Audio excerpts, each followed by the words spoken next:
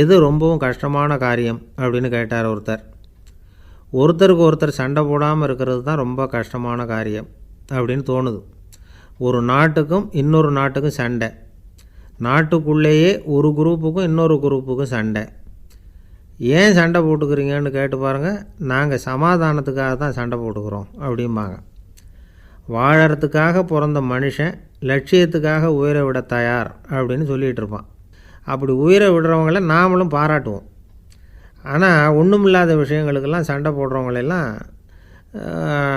அப்படிப்பட்டவங்களையும் சரி உயிரை விடுறவங்களையும் சரி என்னென்னு சொல்கிறது, யுத்தங்களாலேயும் சண்டைகளாலேயும் நாம் அடையிறது என்னங்கிறது ஒரு பக்கம் இருக்கட்டும், இழக்கிறது என்ன தெரியுமா? ஏராளமான உயிர்கள். ரத்தம் சிந்துறதுக்கு நான் தயார் அப்படின்னு மார்தட்டி சொல்லலாம். ஆனால் ரத்தம் சிந்தினா உயிர் காத்துக்கிட்டு இருக்க தயார் இல்லை. அதாவது உயிர் நமக்காக காத்துக்கிட்டு இருக்க தயார் இல்லை. இழக்கிற ரத்தத்தை ஈடுகட்டினா தான் உயிரை காப்பாற்ற முடியும். அதனால் இது சம்மந்தமாக ஆராய்ச்சி செய்கிற கட்டாயம் ஏற்பட்டு போச்சு. அதோட விளைவாக புதுசாக ஒன்றை கண்டுபிடிச்சிருக்கிறாங்க. அதுதான் செயற்கை ரத்த பொடி. இப்போ இந்த திடீர் சாம்பார் பொடி, திடீர் ரசப்பொடி, திடீர் காப்பி பொடி இப்படிலாம் சொல்கிறோம்ல, அது மாதிரி இது திடீர் ரத்த பொடி. இஸ்ரேல் ஒரு சின்ன நாடு, மக்கள் தொகை குறைச்சல், அதோட போர்கள் வேறு. அதனால் காயம்பட்டவங்களை காப்பாற்றியே தீர வேண்டிய கட்டாயம். காப்பாற்றணும்னா ரத்த இழப்பை தடுக்கணும். அப்படின்னா உடனடியாக புது ரத்தம் செலுத்தி ஆகணும். திடீர்னு ரத்தம் வேணும்னா எங்கே போகிறது? அதுவும் கிடைக்கிற ரத்தம் சேர்கிற குரூப்பாக இருக்கணும். ஒரு வேடிக்கை பார்த்தீங்களா, நான் வேறு குரூப்பு நீ வேறு குரூப்புன்னு இவன் சண்டை போடுறான். இதில் அடிபட்டவனுக்கு ரத்தம் கொடுக்க போனால் அதுலேயும் அது வேறு வேறு குரூப்பாக இருக்குது. அது ரத்தமும் வேறு வேறு குரூப்புன்னு சொல்லிகிட்டு இருக்குது. எந்த குரூப்பு ரத்தம் வேணும், அது உடனடியாக கிடைக்கலன்னா என்ன பண்ணுறது? இப்படிப்பட்ட கஷ்டம்லாம் நமக்கு வந்துடுது. இதுக்காக தான் விஞ்ஞானிகள் இந்த ரத்த பொடியை கண்டுபிடிச்சிருக்கிறாங்க. அதாவது ஒரு ஆள் அடிபட்டு போட்டான்னு வச்சுங்களேன், அவனுக்கு ரத்தம் கிடைக்கல. உடனே என்ன பண்ணலாம்? இந்த சுத்தப்படுத்தப்பட்ட தண்ணீரை கொஞ்சம் எடுத்துக்க வேண்டியது, அதில் இந்த ரத்த பொடியை கரைக்க வேண்டியது. இப்போ இந்த செயற்கை ரத்தம் தயாராகிட்டுது. இதை அந்த ஆள் உடம்புல ஏற்றி விட்டுற வேண்டியது. இயற்கையாக நம்ம உடம்பில் இருக்கிற ரத்தம் என்னென்ன வேலை செய்யுதோ அதே வேலையை இதுவும் செய்யும். அதாவது ஆக்சிஜனை உடம்புல எல்லா இடத்துக்கும் எடுத்துகிட்டு போகுது. அந்த வேலையை இந்த செயற்கை ரத்தமும் செஞ்சுடுது. ஆனால் ஒரு விஷயம், இந்த செயற்கை ரத்தம் ஒரு அவசரத்துக்கு தான் உபயோகப்படுத்தலாம், ஒரு முதல் உதவி மாதிரி. அதை அப்படியே நிரந்தரமாக விட்டுற முடியாது. பின்னாடி தேவையான குரூப்பு உண்மையான ரத்தம் கிடைச்ச உடனே அதை செலுத்திக்கணும். உண்மையான ரத்தத்தை 20லேருந்து 40 நாள் வரைக்கும் தான் பாதுகாக்க முடியும். அதுவும் குளிர்பதன பெட்டியில். அதுக்குள்ளே உபயோகப்படுத்தலைன்னா அது வீணாக போயிடும். இந்த ரத்த பொடி அப்படி இல்லை, எவ்வளோ நாள் வேணும்னாலும் அப்படியே வச்சுருக்கலாம். குளிர்பதன பெட்டியும் தேவையில்லை. ஆனால் ஒன்று, இது தண்ணியில் கலந்து செயற்கை ரத்தமாக ஆக்கிவிட்டா அதோட வலு 72 மணி நேரம் தான். அதாவது 3 நாள். அதுக்குள்ளே அந்த ஆசாமியை எங்கேயாவது ஆஸ்பத்திரிக்கு தூக்கிட்டு போய் உண்மையான ரத்தத்தை கொடுத்துடணும். சண்டையில் அடிபடுறவங்க, சாலை விபத்தில் அடிபடுறவங்க, இவங்களுக்கெல்லாம் அவசரத்துக்கு கை கொடுத்து உதவுறது இந்த செயற்கை ரத்த பொடி. அதுக்கப்புறம் நாம் கொடுக்குற ரத்தம் தான் அவங்கள காப்பாற்றணும். இன்றைக்கி ரத்தத்தை தானமாக கொடுக்க தயாராக இருக்கிற நல்ல உள்ளங்கள் ஏராளம். எவ்வளவு ஆக்சிடெண்ட்டு, ஆப்ரேஷன், இதில் சம்மந்தப்பட்டவங்களை காப்பாற்றுறது நாம் தானமாக கொடுக்குற ரத்தம் தானே. ஒரு ஆக்சிடெண்ட்டு, ஒரு ஸ்கூட்டர் ஒரு ஆள் மேலே மோதி விட்டுது, பார்த்து வரக்கூடாதா அப்படின்னா அந்த ஆள், நீ தான் பார்த்து நடக்கணும், ஏன்னா 20 வருஷமாக நான் அந்த ஸ்கூட்டரை ஓட்டிகிட்டு இருக்கிறேன் அப்படின்னானா இவன். இதுக்கு அவன் சொன்னானா, நீ தான் பார்த்து ஓட்டணும், ஏன்னா 40 வருஷமாக நான் இப்படி நடந்துக்கிட்டு இருக்கிறேன் அப்படின்னானா. ஒரு ஊரில் ஒரு ராஜா இருந்தார். பெரிய அரண்மனையில் தான் இருக்கிறார். எல்லா வசதியும் இருந்தது. இருந்தாலும் அவர் எல்லாரும் சொல்கிறது எப்படி தெரியுமா? பிச்சைக்கார ராஜா. அப்படி ஒரு பேர் அவருக்கு நிலச்சி போச்சு. ஜனங்களும் சரி மற்ற தேசங்களில் உள்ளவங்களும் சரி அவர் அந்த பேர் சொல்லியே குறிப்பிடுறது வழக்கமாக போட்டுது. இது அவருக்கு ரொம்ப கவலையாக போச்சு. என்ன இது, நம்மளை தேடி வர்றவங்களுக்கெல்லாம் நாம் சோறு போடுறோம், நம்ம புகழ்ந்து பாடல் ஏற்றி கொண்டு வர்ற புலவர்களுக்கெல்லாம் அவங்க எப்படி வந்தாலும் ஒருவேளை சோறு போடணுங்கிறது உத்தரவு. இவ்வளவுலாம் செஞ்சும் நம்மளை போய் பிச்சைக்கார ராஜான்னு எல்லாரும் சொல்கிறாங்களே, அது ஏன், எதுக்காக இப்படி சொல்கிறாங்க? இதுதான் ராஜாவுக்கு குழப்பம். சரி, இதை பற்றி நம்ம அமைச்சர்கள்கிட்ட கேட்கலாமா அப்படின்னு யோசனை பண்ணார். இந்த விஷயத்தை போய் அவங்கக்கிட்ட எப்படி கேட்குறதுன்னு அவருக்கு தயக்கமாக இருந்தது. கௌரவ குறைச்சலாக தெரிஞ்சுது அவருக்கு. சரி, சாதாரண குடிமக்கள்கிட்ட இதை பற்றி கேட்கலாமா அப்படின்னு யோசனை பண்ணார். கேட்கலாம், ஆனால் அவங்க யாரும் ராஜா முன்னாடி நின்று தைரியமாக பேசக்கூடிய அளவுக்கு இல்லை. ராஜாவோட குழப்பம் நாளுக்கு நாள் அதிகமாக போச்சு. கடைசியாக அவர் ஒரு முடிவுக்கு வந்தார். அதாவது இதை பற்றி ஒரு பிச்சைக்காரங்கிட்டே கேட்டு பார்த்துட்டா என்ன. இதுதான் அவர் பண்ண முடிவு. உடனே மாறு வேஷம் போட்டுக்கிட்டு நகர்வலம் போனார். ஒரு பிச்சைக்காரனை கண்டுபிடிச்சார். இதை பாருப்பா, நம்ம ராஜாவை எல்லாரும் பிச்சைக்கார ராஜான்னே சொல்கிறாங்களே, அதுக்கு என்ன காரணமாக இருக்கும் அப்படின்னு கேட்டார். அதுக்கு அவன் சொல்கிறான், இதுக்கான பதிலை இன்னும் ஒரு 30 நாளில் சொல்கிறேன் அப்படின்னா. உடனே இவருக்கு சந்தோஷம். உண்மையை அவங்ககிட்ட சொன்னார். நான் வேறு யாரும் இல்லை, நான் தான் இந்த நாட்டு ராஜா. இப்போ நீ என் கூடவே வந்துடும், அரண்மனையிலேயே தங்கிக்கோ. 30 நாள் கழித்து எனக்கு பதில் சொல்லிவிட்டு அதுக்கப்புறமா நீ போகலாம் அப்படின்னு சொல்லி அழைச்சிட்டு வந்துட்டார். அரண்மனையில் ஒரு மூலையில் அவன் தங்கிறதுக்கு இடம் கொடுத்தார். தினம் 2 வேளையும் இவனுக்கு சோறு போடுங்க அப்படின்னு உத்தரவு போட்டார். ராஜா கொடுத்த இடத்துல போய் உக்காந்துக்கிட்டான் அந்த பிச்சைக்காரன். தினமும் அந்த அரண்மனையில் நடக்கிறதையெல்லாம் கவனிச்சிக்கிட்டு வந்தான். வேளைக்கு சாப்பாடு வரும், சாப்பிட்டுக்கிட்டு இருக்கான். இப்படி 30 நாள் முடிஞ்சுது. ராஜா வந்தார். என்ன, என்னோட கேள்விக்கு பதில் என்னன்னு கண்டுபிடிச்சிட்டியான்னார். கண்டுபிடிச்சிட்டேன்னா. என்ன எல்லாரும் பிச்சைக்கார ராஜான்னு சொல்கிறாங்களே, அது நியாயமாக படுதா உனக்குன்னு கேட்டார். நியாயமாக தான் படுது, சந்தேகம் இல்லாமல் நீங்கள் பிச்சைக்கார ராஜா தான். என்ன தான் நீங்கள் வசதியோடவும் படைபலத்தோடவும் இருந்தால் கூட நீங்கள் எங்கள் வர்க்கத்தை சேர்ந்த ஆசாமி தான் அப்படின்னு அடித்து சொல்லிவிட்டான் அந்த ஆள். ஏனால் அப்படி சொல்கிறேன்னு கேட்டார் இவர். அரசே, ஒரு உண்மையை கண்டுபிடிச்சி சொல்கிறதா நான் உங்ககிட்ட சொன்னேன். நீங்கள் ராஜ பரம்பரைன்னா உடனே உங்கள் கழுத்தில் கிடக்கிற முத்து மாலையை கழட்டி பரிசாக கொடுத்துருப்பீங்க, பொன்னையும் மணியையும் கொடுத்துருப்பீங்க. ஆனால் நீங்கள் அப்படி செய்யலை. என்னை ஒரு மூலையில் உட்கார வச்சு 2 வேளை சோறு போட சொன்னீங்க. உங்களை தேடி யார் வந்தாலும், யார் பாராட்டி பேசினாலும் அல்லது பிரச்சனைகளை சொன்னாலும் நீங்கள் செய்கிற ஒரே காரியம் சோறு போடுறது தான். பிச்சைக்காரனுக்கு சோறு மட்டும்தான் உலகம். உங்கள் விஷயத்திலையும் நீங்கள் அப்படி தான் நினைக்கிறதாக தெரியுது. நல்லா கவனிங்க. எந்த ஒரு பிரச்சனைக்கும் சோறு தான் முடிவுன்னு நினைக்கிறீங்க பாருங்கள். நீங்கள் சந்தேகமில்லாத எங்களை சேர்ந்த ஆள் தான் அப்படின்னு விட்டான் அந்த பிச்சைக்காரன். அதுக்கப்புறம் தான் அந்த ராஜா தன்னுடைய தவறுகளையெல்லாம் தேர்த்திக்கிட்டாராம். பசின்னு வர்றவங்களுக்கு சோறு தான் போடணும், அது தப்பு இல்லை. பாராட்ட வர்றவங்களுக்கெல்லாம் சோத்தையே போட்டு அனுப்புனா இப்படி தான் பேர் வரும். எனக்கு தெரிஞ்ச ஒருத்தர் தினமும் யாராவது ஒருத்தரை தன் வீட்டுக்கு அழைச்சிட்டு போவார், சாப்பாடு போட்டு அனுப்புவார். முன்னறிவிப்பு இல்லாமல் திடீர்னு ஒரு விருந்தாளியோடு வீட்டில் போய் இவர் நிற்கிறது வழக்கம். அந்த அம்மாவும் இவருக்காக தயார் பண்ணி வச்சுருந்ததை இவர் அழைச்சிட்டு வந்திருக்கிற விருந்தாளிக்கு போட்டுருவாங்க. விருந்தாளி சாப்பிட்டுட்டு போனதுக்கப்புறம் இவர் மனைவிகிட்ட உனக்கு சிரமம் வேணாம் அப்படின்னு சொல்லிவிட்டு பக்கத்தில் உள்ள ஒரு ஹோட்டலுக்கு போய் காசு கொடுத்து சாப்பிட்டுட்டு வந்துடுவார். பல நாள் இப்படி நடக்கும். ஒரு நாள் அவரை தனியாக கூப்பிட்டுக்கிட்டு போய் ஏன் இப்படி பண்ணுறீங்கன்னு கேட்டோம். அதுக்கு அவர் சொல்கிறாரு, எங்கள் வீட்டு சாப்பாட்டிலேருந்து தப்பிக்கிறதுக்கு எனக்கு வேறு வழி எதுவும் தெரியல சார், அதனால தான் இப்படி பண்ணிகிட்ருக்கிறேன் அப்படின்னார் ரொம்ப பரிதாபமாக. ஒருத்தன் எப்படி நடந்துக்கிறாங்கிறத வச்சு தான் அந்த ஆள் எப்படிங்கிறத நாம் முடிவு பண்ணுறோம்.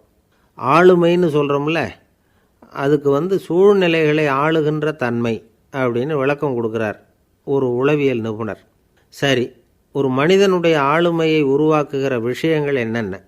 பிறப்பு, வளர்க்கப்பட்ட விதம், படிப்பு, நண்பர்கள், சமுதாயம், இப்படி நிறைய உண்டு. ஆளுமையின் அடிப்படையில் சில மனநோய்கள் உண்டாகுது.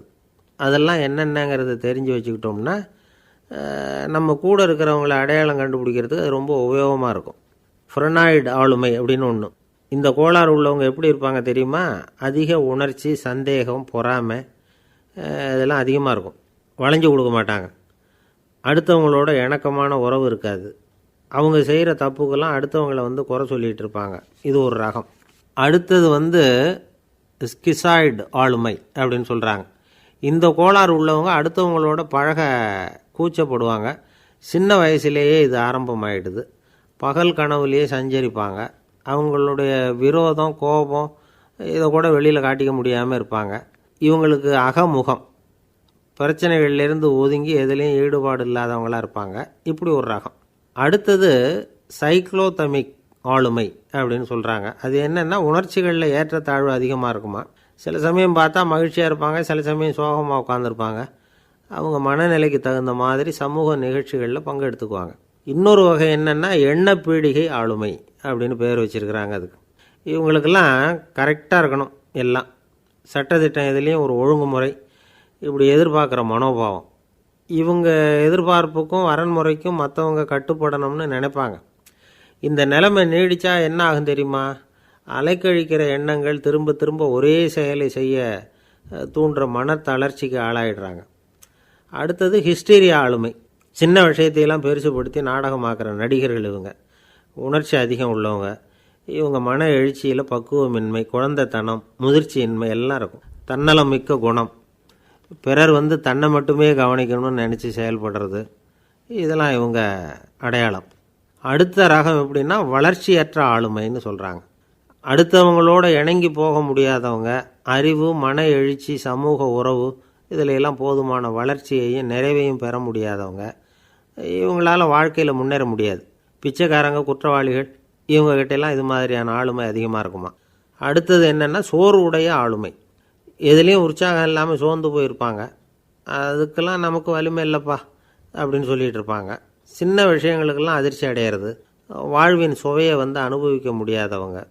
இன்னொரு ரகம் இது கொதித்தெழும் ஆளுமைங்கிறாங்க. எதுக்கு எடுத்தாலும் ஆத்திரம், குரோதம், வன் செயல் இதிலெல்லாம் ஈடுபாடு இப்படி உள்ளவங்க. நத்தை வகை ஆளுமை அப்படின்னு ஒன்று. அடுத்தவங்க மேலே விரோதம் இருக்கும், அடிக்கணுங்கிற எண்ணம் இருக்கும்.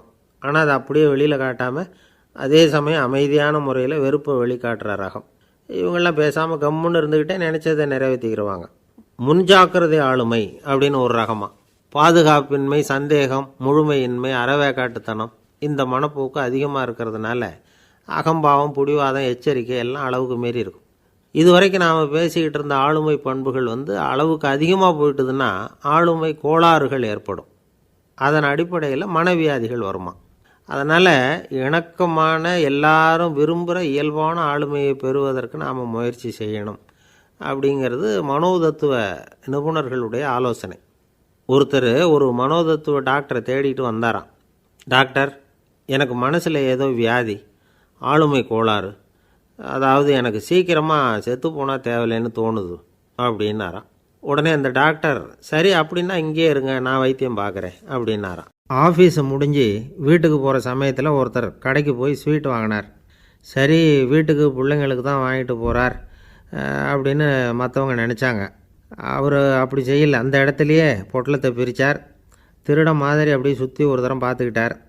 யாரும் தெரிஞ்சவங்க இல்லைங்கிறத முடிவு பண்ணிவிட்டு அவசரமாக அதை அப்படியே போட்டு முழுங்கிவிட்டு கையை தொடச்சிக்கிட்டு நல்ல பிள்ளை மாதிரி நடந்து போக ஆரம்பிச்சிட்டார். அவர் யாருன்னா, அவரோட பிரச்சனை எல்லாருக்கும் தெரியாது, சில பேருக்கு தான் தெரியும். அதாவது அவர் உடம்பில் சர்க்கரை இருக்குதுன்னு டாக்டர் சொல்லிவிட்டாராம். அதனால் வீட்டில் சர்க்கரையே இவர் கண்ணில் காட்டுறதில்ல. அதனால் இவர் யார் கண்ணிலையும் படாமல் இப்படிப்பட்ட வேலைகள்லாம் செய்கிறது வழக்கம். யாருக்கும் தெரியாமல் இப்படி ஸ்வீட்டை வாங்கி சாப்பிட்டுட்டு அவர் பாட்டுக்கு போயிடுறது. இப்படிப்பட்டவங்களுக்கெல்லாம் கொஞ்சம் ஆறுதலான தகவல் இன்றைக்கி. அது என்னென்னா, நாம் சாப்பிட்ற சர்க்கரைக்கும் நம்ம உடம்பில் உள்ள சில கோளாறுகளுக்கும் அப்படி என்ன தான் சம்மந்தம் இருக்குது. இதை பற்றி சமீபத்தில் சில ஆராய்ச்சிகள்லாம் நடந்திருக்குது. ஏன்னா சர்க்கரைன்னாவே விஷம் மாதிரி அதை பார்க்குறவங்களும் சில பேர் உண்டு. சின்ன பிள்ளைங்களுக்கு வயத்தில் பூச்சி உண்டாகிறதுலேருந்து பெரியவங்களுக்கு நீரிழிவு வர்ற வரைக்கும் எல்லாத்துக்கும் சர்க்கரை தான் காரணம்னு சொல்லிகிட்டு இருக்கிறோம். ஆனால் அந்த அளவுக்கு பயப்பட வேண்டிய அவசியம் இல்லை அப்படின்னு சொல்கிறாங்க. சர்க்கரை வியாதி, இருதய நோய், பித்த நீர்ப்பை நோய் இதெல்லாம் சில நோய்கள்லாம் நாம் சாப்பிட்ற சர்க்கரைக்கும் தொடர்பு இருக்குன்னு நினைக்கிறோம். ஆனால் அப்படி சம்பந்தம் உண்டுங்கிறதுக்கு போதுமான அளவுக்கு ஆதாரம் இல்லை அப்படிங்கிறாங்க ஆராய்ச்சியாளர்கள். ஒரே ஒரு சம்பந்தம் தான் உறுதியாக இருக்குதான். அதுவும் இந்த பல் சிதைவு அப்படின்னு இருக்கு இல்லையா, அந்த சர்க்கரை சாப்பிட்றதுக்கும் இந்த பல் சிதைவுக்கும் சம்பந்தம் இருக்குது அப்படிங்கிறத மட்டும் உறுதியாக சொல்கிறாங்க. சர்க்கரைன்னா நாம் சாப்பிட்ற ஜீனி மட்டும் இல்லை, பழம், காய்கறி, பால், தேன் இப்படி எல்லாத்துலேயும் அது இருக்குது. கேரட்டு கொடுக்குற சத்தில் 88% சர்க்கரை, ஆப்பிள் கொடுக்குற சக்தியில் 95% சர்க்கரை. இது ஜீனி சர்க்கரை, இது ஆப்பிள் சர்க்கரை அப்படிங்கிற வித்தியாசம்லாம் உடம்புக்கு கிடையாது. ரெண்டுமே உடனடியாக சக்தி கொடுக்குது. ஒரு ஸ்பூன் சர்க்கரையில் 16 கலோரி தான் சத்து இருக்குது. அதிகமாக சர்க்கரை சாப்பிட்டா நீரிழிவு வந்துருங்கிறது தப்பான ஒரு அபிப்பிராயம். டயபெட்டிஸுங்கிறது ஒரு மெட்டபாலிக் டிசார்டர், அவ்வளவுதான். அதாவது நாம் சாப்பிட்ற சர்க்கரையை நம்ம உடம்பு திறமையாக உபயோகப்படுத்திக்க முடியல அப்படின்னு அர்த்தம். அதனால தான் அதிகமாக இனிப்பு வேணாம்னு சொல்கிறோம். ஏற்கனவே உடம்பால் முடியாத ஒன்றை மறுபடியும் அது தலையில் சுமத்தி அதிகமாக வேலை வாங்க வேணாமே அப்படிங்கிறதுக்காக தான். ஆகாரத்தில் அதிகமாக சர்க்கரை இருந்தால் அதனால் உடனே சர்க்கரை வியாதி வந்துடும்ங்கிறதுக்கு விஞ்ஞான ரீதியாக போதுமான ஆதாரம் இல்லை. அதனால் எப்போவாவது அதிகமாக ஸ்வீட்டு சாப்பிட்டுட்டா ஐயோ அதிகமாக சாப்பிட்டோமோ என்ன பண்ண போகுது தெரியலையே அப்படின்னு நினச்சி மனசை போட்டு குழப்பிக்க வேண்டியதில்லை. பொதுவாக எதுவுமே அதிகமாக வேண்டாம், எல்லாம் சீராக இருந்தால் போதும். நீரிழிவுங்கிறது புதுசாக வந்துட்ட ஒரு நோய் இல்லை, ரொம்ப காலமாகவே இருக்கிற ஒன்று தான். நம்ம முன்னோர்கள் இதை மதுமேகம் அப்படின்னு சொல்லுவாங்க. அதை கட்டுப்படுத்துறதுக்கு அவங்களே சில வழிமுறையை சொல்லி வச்சுருக்கிறாங்க. அது என்னென்னா வேறு ஒன்றும் இல்லை, இந்த பாவக்காய், முள்ளங்கி, அருகம்புல், அவ்வளவுதான். வெள்ளை முள்ளங்கி இருக்குல்ல, அதை வாரத்துக்கு 3 நாள் சாப்பிட்டுக்கிட்டு வாங்க. நூலுக்கோல் ரொம்ப நல்லது. இல்லைன்னா முள்ளங்கி சாறு 1 ounce சாப்பிட்டுட்டு வரலாம். ரத்தத்தில் சேர்கிற சர்க்கரை அளவை இதெல்லாம் கட்டுப்படுத்துது. சிறுநீரில் காணப்படுகிற சர்க்கரை அளவையும் சமநிலைப்படுத்துது. தினமும் ஆகாரத்தில் கோதுமை, கேழ்வரகு, வெந்தயம், கருவேப்பிலை, சோயாபீன்ஸ் எது கிடைக்குதோ சேர்த்துக்கலாம். இப்படிலாம் செஞ்சுக்கிட்டு வந்தால் அப்புறம் வீட்டுக்கு தெரியாமல் கடையில் போய் நின்றுக்கிட்டு ஸ்வீட் வாங்கி திருட்டுத்தனமாக சாப்பிட வேண்டிய அவசியமே உங்களுக்கு வராது. 2 ஆசாமிகள் கடற்கரையில் உட்காந்து சாவகாசமாக பேசிக்கிட்டு இருந்தாங்களாம். ஒருத்தர் சொன்னார், இன்னொருத்தருக்கு தெரியாமல் ஸ்வீட்டு சாப்பிட்றதே எப்பவும் இடைஞ்சல் தான் சார். நேற்றுக்கு பாருங்கள், அப்படி தான் சாப்பிட்டுக்கிட்டு இருந்தேன், வீட்டுக்காரி கண்ணில் போட்டுவிட்டுது, அதுக்கப்புறம் ஒரே ரகலையாக போச்சு அப்படின்னாராம். எனக்கு கூட அப்படி தான் சார் ஆகிட்டுது, ஒரே ரகலை அப்படின்னாராம் இன்னொருத்தர். நீங்கள் சாப்பிட்டதும் உங்கள் வீட்டுக்காரங்க கண்ணில் போட்டுவிட்டுதா சார் அப்படின்னு கேட்டிருக்காரு இவர். அதுக்கு அவர் சொன்னாராம், அப்படி இல்லை சார், கடைக்காரர் கண்ணில் போட்டுவிட்டுதோ, நான் அவருக்கு தெரியாமல் அந்த ஸ்வீட்டை அவர் கடையிலேருந்து எடுத்திருந்தேன் அப்படின்னு விளக்கம் கொடுத்தாராம் இந்த ஆள். ஒருத்தர் முகத்தை தொங்க போட்டுக்கிட்டு ஒரு மாதிரியாக வந்தார். என்ன விஷயம்னு விசாரித்தேன். என்னுடைய நண்பன் ஒருத்தங்கிட்ட கருத்து வேறுபாடு, இனிமேல் நமக்குள்ளே எந்த சம்மந்தமும் வேணாம்னு நட்பை முறிச்சிக்கிட்டு வந்துட்டேன்னா. நண்பர்கள்னு இருந்தால் கருத்து வேறுபாடு வரத்தான் செய்யும்னே. கருத்து வேறுபாடு வராமல் இருக்கிறதுக்கு ஏதாவது வழி உண்டா அப்படின்னு கேட்டாங்க. அதை பற்றி நிபுணர்கள் சில யோசனைகளை சொல்லியிருக்கிறாங்கன்னு. முதல் விஷயம் என்னென்னா, உங்கள் நண்பனுக்கு ஒரு செய்தி சொல்லணும்னா அதை நீங்களே நேரடியாக சொல்லுங்கள், அல்லது உங்கள் கைப்பட கடிதம் எழுதுங்க. அதாவது நேரடி தொடர்பு முக்கியம். அதை விட்டுட்டு இன்னொருத்தர் மூலமாக நண்பர்களுக்கு செய்தி அனுப்புனா நீங்கள் சொல்கிற செய்தி அப்படியே போய் சேராது, அது சேதமாயிடும். கூட்டி குறைச்சி சொல்லிவிடுவாங்க, அது குழப்பத்தில் கொண்டாந்து விட்டுரும். இது ஒரு யோசனை. 2வது யோசனை என்னென்னா, நீங்கள் ஒரு நல்ல காரியத்தை செய்யும் பொழுது உங்கள் நண்பரையும் சேர்த்துக்குங்க, அவருக்கும் அதில் ஒரு ஈடுபாட்டை உருவாக்குங்க. 3வது யோசனை, நம்ம பக்கத்தில் இருக்கிற நண்பர் மகிழ்ச்சி அடைகிற மாதிரி ஏதாவது செய்யணும். சின்ன சின்ன செயல்களாக இருந்தாலும் பரவாயில்ல, அவர் நமக்கு எதுவும் செய்யலையே, நாம் எதுக்கு செய்யணும் அப்படின்னு நினச்சிக்கிட்டு இருக்கக்கூடாது. 4வது யோசனை என்னென்னா, உங்களுக்கு ஒரு பிரச்சனையா அல்லது உங்கள் நண்பருக்கு ஒரு பிரச்சனையா, எதுவாக இருந்தாலும் 2 பேரும் சேர்ந்து உட்காந்து ஆலோசனை பண்ணுங்கள். நம்ம யோசனையும் கேட்கப்படுதே அப்படிங்கிற நினைப்பே அவருக்கு ஒரு மன நிறைவை உண்டாக்குமா. 5வது யோசனை, உங்கள் நண்பர் ஏதோ ஒரு காரியத்தை செய்கிறார், நீங்கள் உடனே அவசரப்பட்டு நீ செய்கிறது தப்புன்னு தீர்ப்பு சொல்லக்கூடாது. அவர் அதை செய்கிறதுக்கான நியாயங்கள் எவ்வளவோ இருக்கும், அதை புரிஞ்சுக்கிறதுக்கு முயற்சி பண்ணணும். 6வது யோசனை, உங்கள் நண்பர் என்ன சொன்னாலும் அதை பொறுமையாக கேளுங்க. அவர் சொல்கிறத புரிஞ்சுக்கணும், அவர் சொல்ல விரும்புகிறத புரிஞ்சுக்கணும், அவர் சொல்ல முடியாமல் தவிக்கிறதையும் புரிஞ்சுக்கணும். இப்படி 3 விதமாகவும் அவரை புரிஞ்சுக்கிட்டு அதுக்கு தகுந்த மாதிரி செயல்படணும். 7வது யோசனை என்னென்னா, உங்கள் நண்பர் உங்ககிட்ட ஏதோ ஒரு கருத்தை சொல்கிறார், அது உங்களுக்கு பிடிக்கல, அதுக்காக உடனே நீ சொல்கிறது சரியில்லை, நான் ஒத்துக்க மாட்டேன் அப்படின்லாம் மறுத்துக்கிட்டு இருக்கக்கூடாது. அவர் சொல்கிறத கேட்கணும், பொறுமையாக சிந்திக்கணும், அதுக்கப்புறம் பதில் சொல்லணும். இப்படிலாம் நடந்துக்கிட்டால் நண்பர்களுக்குள்ள கருத்து வேறுபாடு வர்றதுக்கு வாய்ப்பே இருக்காது அப்படின்னு வல்லுநர்கள் தொகுத்து சொல்லியிருக்கிறாங்க இந்த யோசனைகளை. எனக்கு தெரிஞ்ச சில நண்பர்கள் உண்டு, அவங்களுக்குள்ளேயும் கருத்து வேறுபாடுகள் வராமல் இருக்கிறதுக்கு சில நுட்பங்களை கையாளுறது உண்டு. ஒருத்தர் சொன்னார், அந்த டாக்டர் சின்ன வயசுலேருந்து என் கூட பழகினவர், நாங்கள் 2 பேரும் இணை பிரியாத நண்பர்கள், இருந்தாலும் எனக்கு உடம்பு சரியில்லைன்னா நான் அவர்கிட்ட வைத்தியம் பார்த்துக்க மாட்டேன் அப்படின்னார் ஒருத்தர். ஏன் அப்படின்னு கேட்டேன். எங்கள் நட்பு கெட்டுப்போடக்கூடாது இல்லையா, அதனால தான் அப்படின்னார் இவர். ஒரு மனுஷனுக்கு 3 விதத்தில் கர்வம் உண்டாகிறதுக்கு வாய்ப்பு உண்டு. பணம், பதவி, புகழ். பணம் அதிகமாக வந்தால் கர்வம் வரலாம், பதவி பெருசாக வந்துட்டுதுன்னா கர்வம் வரலாம், புகழ் அதிகமாக போனாலும் கர்வம் வரலாம். இந்த 3 வகையான கர்வத்துக்கும் இடம் கொடுக்காமல் இருக்கிறாங்க பாருங்கள், அவங்க தான் சிறந்த மனிதர்கள். ஒரு பெரிய பொறுப்பில் இருக்கிறவங்களுக்கு கர்வம் வந்துடக்கூடாது. அப்படி வந்துட்டுதுன்னா அது எல்லாருக்கும் இடைஞ்சல். ஒரு ராஜா இருந்தார். அவர் ஒரு நாள் தன்னுடைய தலைநகரத்தை சுற்றி வந்துக்கிட்டு இருந்தார். ஒரு இடத்துல ஒரு அழகான நிலத்தை பார்த்தார். ஆஹா, இந்த இடத்துல நமக்குன்னு ஒரு மாளிகையை கட்டினா எவ்வளோ நல்லாயிருக்கும் அப்படின்னு நினச்சார். ராஜா நினச்சா அது முடியாத காரியமா? சரி, இந்த நிலம் யாருக்கு சொந்தம்னு விசாரிங்க அப்படின்னார் பக்கத்தில் இருந்தவங்கக்கிட்ட. அவங்கெல்லாம் ஓடி போய் விசாரித்தாங்க. அந்த இடம் ஒரு வயசான கிழவிக்கு சொந்தம், வயசான அம்மாவுக்கு சொந்தமாக. அந்த அம்மா தான் அதில் ஒரு குடிசையை போட்டு குடியிருந்துகிட்டு இருக்கிறாங்க. சரி, அந்த நிலத்துக்கு ஒரு விலையை நிர்ணயம் பண்ணி அதை அந்த வயசான அம்மாக்கிட்ட கொடுத்துருங்கோ அப்படின்னு உத்தரவு போட்டார் ராஜா. ஆனால் அந்த அம்மா, இது எங்கள் பூர்வீக இடம், இதை விற்க மாட்டேன் அப்படின்னு சொல்லிவிட்டுது. சரி, 2 பங்கு விலை கொடுக்குறோம்னு சொல்லி பாருங்க அப்படின்னாங்க. அப்படியே சொன்னாங்க அரண்மனை ஆட்கள். அதுக்கும் சம்மதிக்கலை அந்த அம்மா. இதை கேள்விப்பட்டதும் ராஜாவுக்கு கோபம் வந்துட்டுது. தன்னுடைய ஆளுங்களை கூப்பிட்டார். போய் அந்த குடிசையை பிரித்து எறிங்க, காசெல்லாம் ஒன்றும் கொடுக்காதீங்க அப்படின்னு கத்தினார். அவ்வளோதான். அடுத்த நிமிஷம் அரண்மனை ஆசாமிகள் போனாங்க, குடிசையை பிரித்து எரிஞ்சாங்க. அந்த வயசான அம்மா இருக்குது, அதுவும் அந்த இடத்த விட்டு துரத்தி விட்டாங்க. அந்த இடத்துல ஒரு அரச மாளிகையை கட்டி முடிச்சிட்டாங்க. அந்த வயசான அம்மா பாவம், ராஜாவே இப்படி பண்ணால் யார்கிட்ட போய் முறையிட முடியும்? ஒரு ஞானி இருந்தார், அவர்கிட்ட போய் சொன்னாங்க. அவர் இவங்க சொன்னதை கேட்டு மனசில் வச்சுக்கிட்டார். ஒரு நாள் அந்த ராஜாவே இந்த ஞானியை கூப்பிட்டார். புதுசாக ஒரு மாளிகை கட்டியிருக்கிறேன், வந்து பாருங்கன்னு.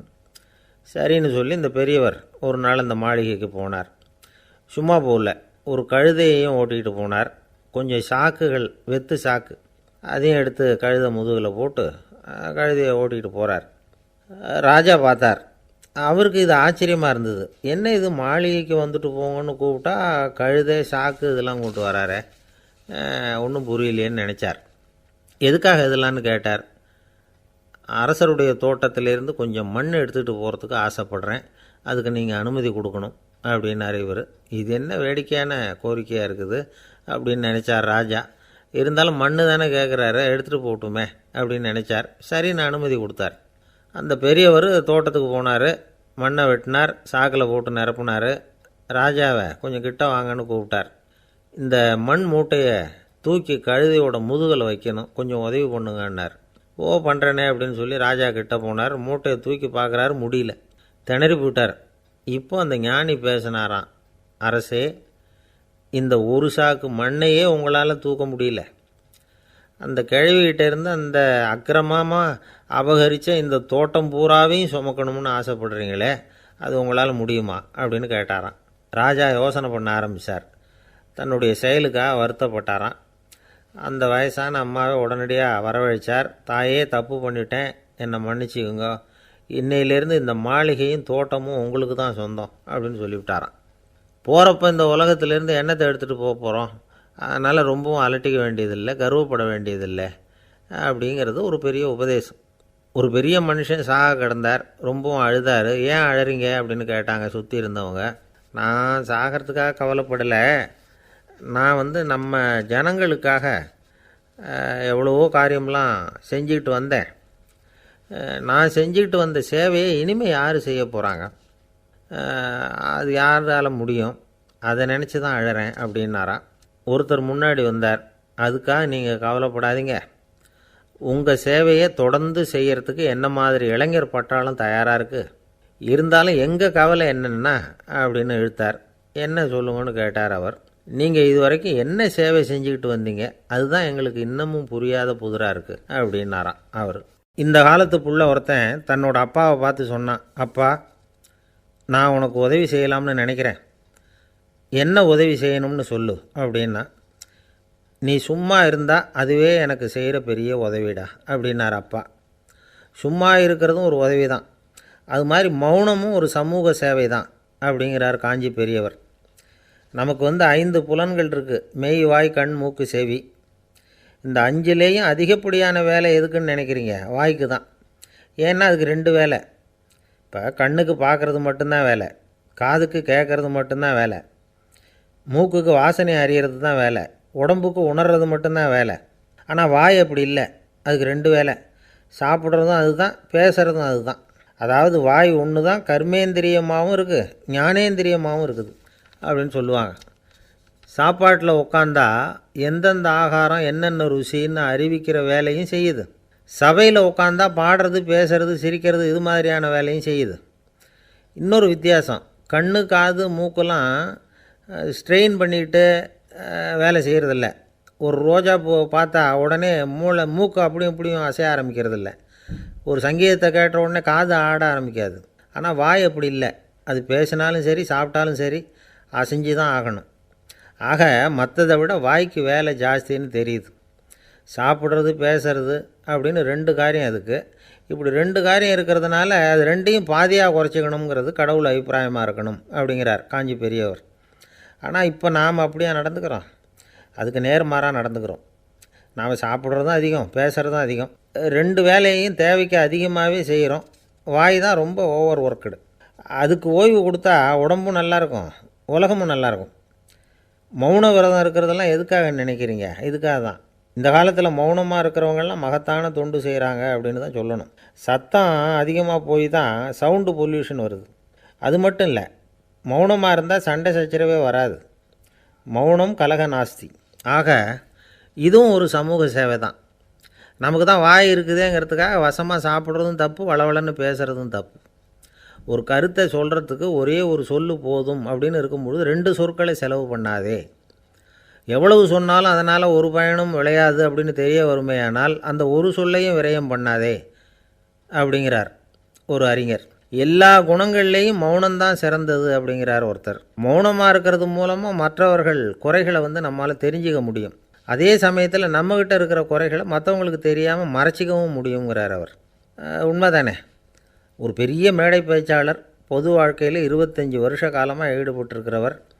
அவர் மனைவி ஒரு நாள் சொன்னாங்க, எங்கள் வீட்டுக்காரர் 25 வருஷ காலமாக பொது வாழ்வில் ஈடுபட்டிருந்தா கூட இந்த மாதம் 10ஆம் தேதியிலிருந்து தான் மக்களுக்கு சேவை செய்ய ஆரம்பிச்சிருக்கார் அப்படின்னாங்க ரொம்ப பெருமையாக. 10ஆம் தேதிக்கு அப்படி என்ன விசேஷம் அப்படின்னு கேட்டோம்.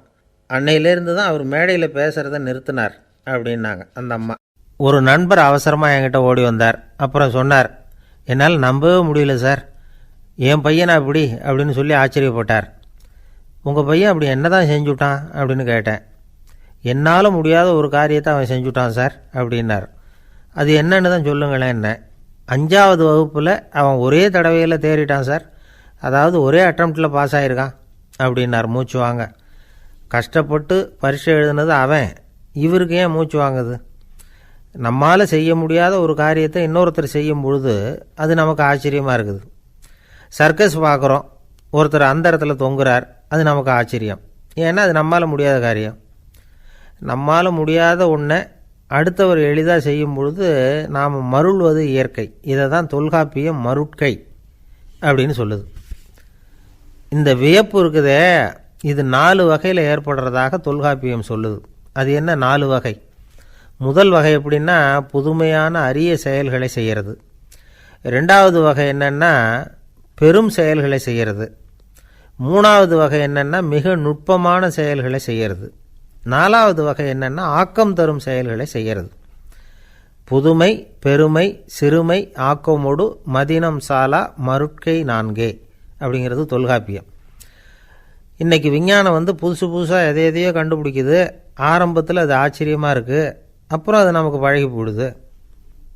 வானொலி பெட்டி புதுசாக வந்தப்போ ஒரு பெட்டி பேசுதுங்கிறது எவ்வளோ பெரிய ஆச்சரியம். இப்போ யாரும் அதை ஆச்சரியமாக பார்க்குறதில்ல. மதினம் சாலா மருட்கை அப்படின்னு ஒரு சொற்றொடர் வருது பாருங்கள். அதில் கருத்தாழம் உண்டு. எதை பற்றியும் போதுமான அளவு புரிந்து கொள்ளாத போது ஒருத்தர் ஆச்சரியப்படுறார். புரிந்து கொண்ட பிறகு ஆச்சரியம் மறைஞ்சு போடுது. மிக நுட்பமான செயல்களும் நம்ம ஆச்சரியப்பட வைக்கும்.